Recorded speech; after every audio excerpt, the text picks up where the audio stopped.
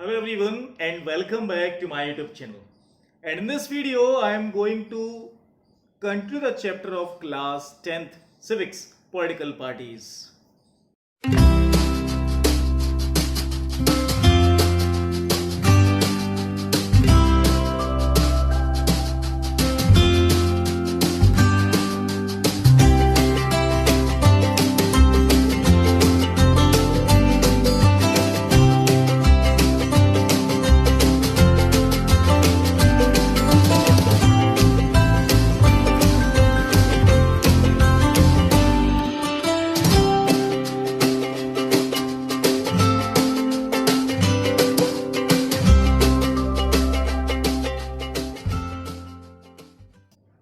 And in this video, I'm going to start a new topic, state party. Till now, I discussed about different national parties in India. We had 7 national parties at present. Now the state party. State parties के criteria भी मैंने previous video में discuss किए थे कि कौन सी party state party बनती है। लेकिन इसके बाद हम ये जान चुके हैं कि स्टेट पार्टीज वो होती हैं जिसकी ब्रांचेस लगभग कुछ ही स्टेट्स में ही होती हैं। लेकिन ये बात भी गलत है कहने के लिए। Some of the state party in India have their branches at different states, still they were not able to clear the criteria to become a national party. उनकी ब्रांचेस बहुत ज़्यादा स्टेट्स में है लेकिन अभी भी वो जो है नेशनल पार्टी नहीं बन पाई हैं, लेकिन जिनका पॉलिटिकल स्टेंजा काफ़ी बड़ा है, जैसे कि समाजवादी पार्टी यूपी में जिसे मुलायम सिंह यादव ने आगे बढ़ाने में काफ़ी योगदान दिया था। इसी तरीके से राष्ट्रीय जनता दल है। ये कुछ पार्टीज ऐसी हैं जो काफ़ी ज़्यादा पॉपुलर हैं। इसी तरीके से कुछ ऐसी स्टेट पार्टीज भी होती हैं जिन्हें केवल अपने स्टेट वाले ही जानते हैं और आसपास के लोग ज़्यादा नहीं जानते हैं, जैसे Biju Janata Dal, Sikkim democratic front, Mizo national front. ये कुछ पार्टीज ऐसी हैं जिनका पॉलिटिकल स्टेंजा ज़्यादा बड़ा नहीं है। They are limited only to some of the states only. अब ये सब मैंने आपको बताया। अब इसके बाद कुछ चीज़ें ऐसी हैं जो स्टेट पार्टीज का होना अच्छा बताती हैं और नहीं भी बताती हैं। चलिए अब हम थोड़ा उसको डिस्कस कर लेते हैं। तो चलिए सबसे पहले मैं इसके डिसएडवांटेज बताता हूं कि स्टेट पार्टीज ज़्यादा होने के नुकसान क्या होते हैं। Now we can able to see the state parties at different level. There are many regional parties in a particular और in a single state in India. अब पहले क्या था, स्टेट पार्टीज काफी कम थी, नेशनल पार्टीज के ब्रांचेस हर स्टेट्स में हुआ करते थे and they were able to win the majority very easily, बहुत आसानी से जीत जाते थे। लेकिन आजकल थोड़ा उल्टा हो गया है। आजकल क्या हो गया है, स्टेट पार्टी जो अपने स्टेट में पॉपुलर है, they were able to win the election from that particular state and it was not possible for a national party to win the total majority of seats from all over the country. अब वो जब seats नहीं जीत पाते तो क्या होता है, अब सीट्स नहीं मिलेंगी तो उन्हें गवर्नमेंट नहीं बना पाएंगे। गवर्नमेंट बनाने के लिए they have to prove their majority, और गवर्नमेंट बनाने के लिए उन्हें मेजोरिटी प्रूव करने के लिए क्या करना पड़ेगा, कोलिशन करना पड़ेगा। And we all know that the coalition government is not a stable government and not a strong government. Coalition government strong नहीं होती ना स्टेबल होती है, वो कभी भी गिर सकती है। ये एक डिसएडवांटेज हुआ है ज्यादा स्टेट पार्टीज का, लेकिन इसका एक फायदा भी है। अब फायदा क्या है, अब जो स्टेट पार्टीज हैं उन्हें भी मौका मिला है नेशनल गवर्नमेंट के साथ मिलकर काम करने का, और नेशनल गवर्नमेंट की जो मोनोपोली राइट्स थे पहले, अब वो खत्म होते चले आ रहे हैं। अब उन्हें स्टेट गवर्नमेंट के साथ मिलकर देश को चलाना पड़ता है, सबकी सुननी पड़ती है, जिससे एक अच्छे डिसीजंस आते हैं और सबको साथ लेकर चला जा सकता है आसानी से। ये एक बहुत ज़्यादा अच्छा फायदा है डिफरेंट स्टेट पार्टीज का होने का। साथ के साथ डिफरेंट पीपुल्स को ज़्यादा मौका मिलता है इलेक्शन में पार्टिसिपेट करने का। नहीं तो नेशनल पार्टीज इलेक्शंस में खासतौर से उन्हीं को बस खड़ा करती थी जिन्हें वो जानते थे, लेकिन स्टेट पार्टीज आने से जो उस एरिया में पॉपुलर है, now that person can get the better chances to participate in the election. ये फायदा होता है इसका। चलिए, मैंने आपको नेशनल पार्टीज और स्टेट पार्टीज के बारे में काफी कुछ समझा दिया है। अब जो मैं टॉपिक आपको समझाने वाला हूं वो थोड़ा अलग है, जिसका नाम है challenges to political parties. Challenges political parties के सामने भी चैलेंजेस होते हैं.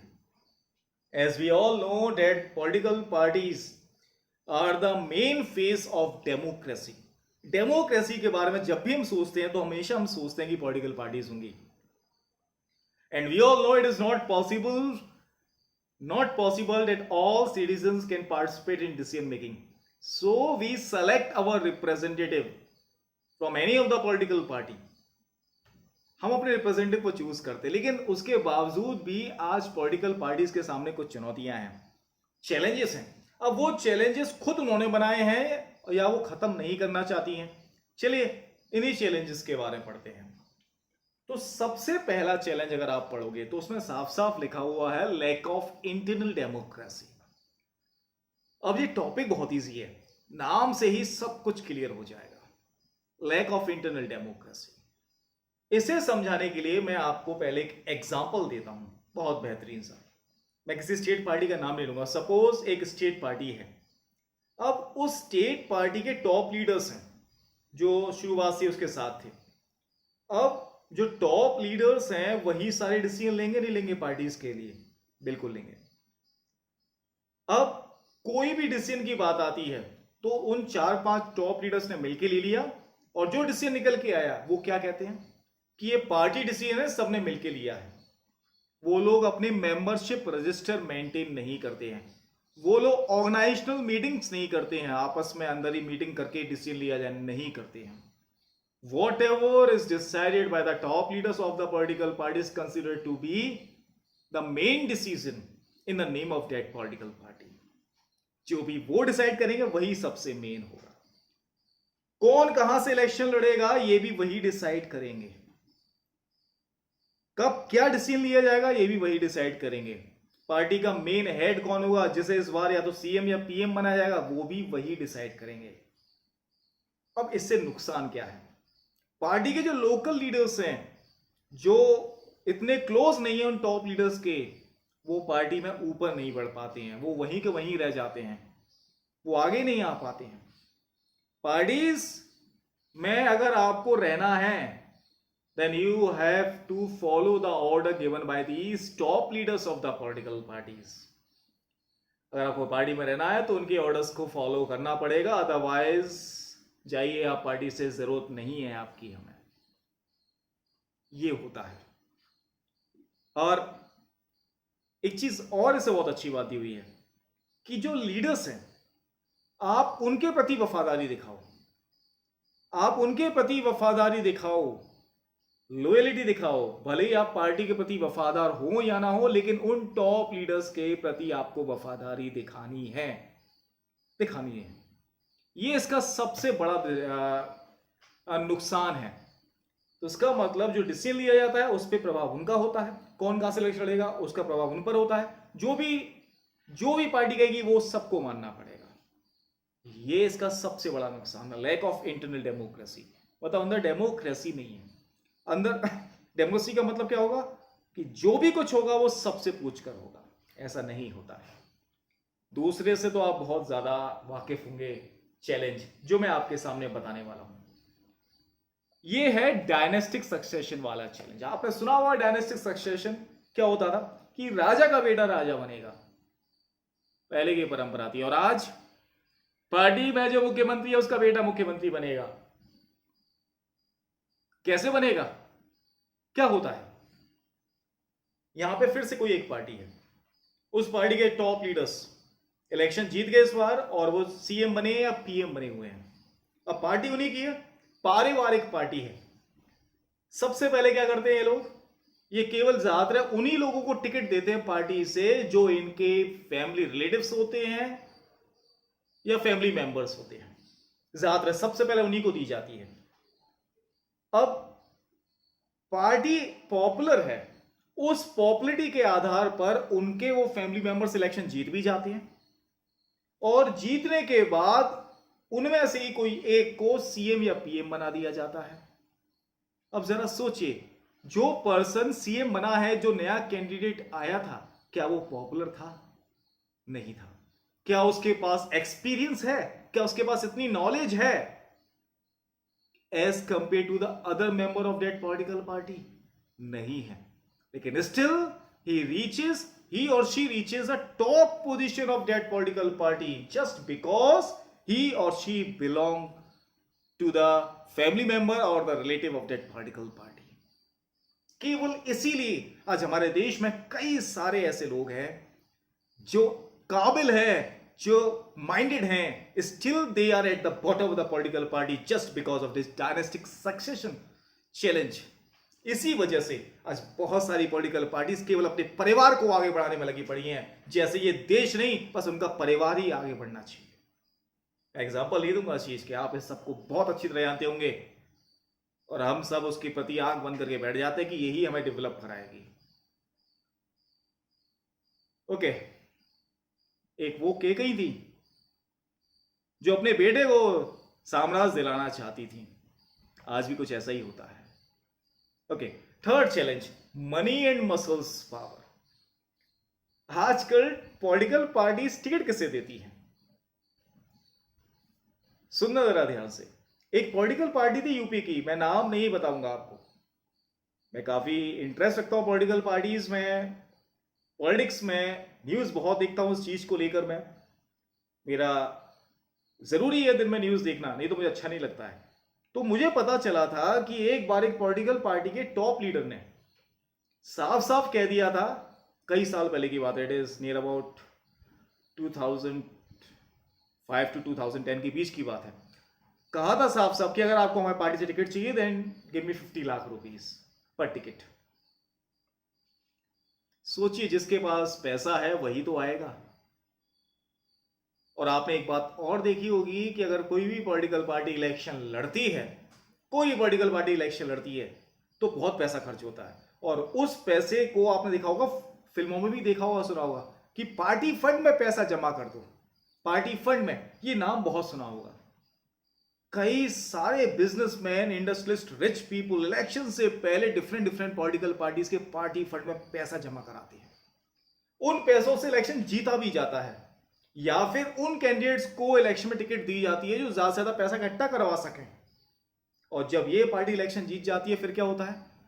इन्हीं लोगों के ऊपर, ये जो जिन्होंने पैसा दिया है ना, वही पीपल्स के पास सारी पावर आती है डिसीजन लेने की. पॉलिटिकल पार्टी कुछ भी डिसीजन लेगी तो उनसे पूछ के लेगी. Money power, money power. एक बात करते हैं मसल्स पावर. अब मसल्स पावर में क्या होता है? कुछ पॉलिटिकल पार्टीज, ज्यादातर पॉलिटिकल पार्टीज क्रिमिनल कनेक्शंस भी रखती हैं, और वो ऐसे कैंडिडेट्स को इलेक्शन में पार्टिसिपेट करवा देती है जिसके बहुत सारे क्रिमिनल कनेक्शंस हैं, और वो दूसरे कैंडिडेट्स को इलेक्शन रेस से आउट करवा देता है और खुद अकेला इलेक्शन बड़ी आसानी से जीत भी जाता है. Muscles power. ये थे 3 चैलेंज. फोर्थ चैलेंज के बारे में बता रहा हूं, मीनिंगफुल चॉइस. मीनिंगफुल चॉइस में क्या था? सबसे पहले इस पॉइंट में 2 चॉइसेस के बारे में है. आज मान लीजिए कोई एक पॉलिटिकल पार्टी है, वो कहती है जनता से, अगर इस बार हम इलेक्शन जीत गए तो हम देश की गरीबी को कम करवाएंगे, हम जनता को मुफ्त में राशन देंगे, हम बेरोजगारों को रोजगार दिलवाएंगे. एक पॉलिटिकल पार्टी के ये इलेक्शन मैनिफेस्टोस थे. फिर दूसरी पार्टी गई, भाई और बहनों, इस बार अगर हम इलेक्शन जीत गए तो गरीबी हटेगी, लोगों को रोजगार दिया जाएगा, रोजगार मिलेगा तभी तो खाना मिलेगा, और खाने के लिए हम राशन की दुकानें खुलवाएंगे. फिर तीसरी पार्टी आई, उसने भी कहा कि अगर हम रोजगार दिलवाना शुरू कर देंगे लोगों को तो गरीबी अपने आप खत्म होना शुरू हो जाएगी. और रही खाने की बात, तो सस्ते तौर पे राशन की दुकानों पे खाना हमेशा मिलता रहेगा. अब बताइए, तीनों की पॉलिसी में डिफरेंस क्या है? Just the way they are talking about is different, but in real sense all have the same policies. कहने का ही तो अंतर है, सबकी पॉलिसी एक जैसी हो चुकी है. तो आज डिफरेंट पॉलिटिकल पार्टी जो पहले डिफरेंट आइडियोलॉजीज के लिए जाने जाती थी, आज वो केवल एक ही काम कर रही हैं. We have no choice to whom we choose. किसकी पॉलिसीज अलग है, हु इज मच बेटर, हमारे सामने आज चॉइस नहीं बची है. ये सबसे बड़ा पॉइंट है इसमें, चॉइस नहीं है. और एक सबसे बड़ी परेशानी, मैंने एक बार इलेक्शन वोट डाले, कैंडिडेट अच्छा लगा, अब उस पार्टी को मैंने टिकट दी, टिकट नहीं, वोट दिया, और वो इलेक्शन में वो कैंडिडेट जीत भी गया, लेकिन उसने कोई अच्छा काम नहीं किया. अगली बार मैंने सोचा पार्टी हटाओ, बेकार पार्टी, दूसरी पार्टी को हम चूज करेंगे। अब दूसरी पार्टी को जब मैंने देखा तो पता चला कि वही कैंडिडेट उस पार्टी को छोड़ के उस पार्टी में आ चुका था। मैंने भाई ये पार्टी तो बेकार है, चलो इसे टिकट, इसे वोट दे देते हैं। पता चला कि वो उसने फिर से काम नहीं किया, फिर थर्ड पार्टी, फिर वही आ गया। ऐसा होता होगा, आपने नाम ही देखे हुए कई सारे कि पार्टीज चेंज करते रहते leaders. The same set of candidates revolve from one party to another party. फिर क्या करें, कैंडिडेट पसंद नहीं है, पार्टी पसंद नहीं है, अब दोनों ही पसंद नहीं है तो वोट डालने मत जाइए, घर बैठिए। ये सबसे बड़ा चैलेंज है, ये भी एक बहुत बड़ा चैलेंज है कि same set of candidate revolve from one party to another party, तो जनता के सामने चॉइस ही नहीं बची है कि वो क्या करे।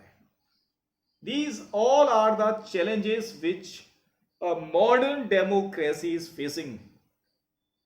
ये पॉलिटिकल पार्टीज इन्हें चेंज करना चाहती हैं या नहीं करना चाहती हैं, रिफॉर्म करना चाहती नहीं करना चाहती। This is our next topic which we are going to discuss in the next video. Till then, watch the video again, like and subscribe the channel and wait for the next video. Till then, goodbye.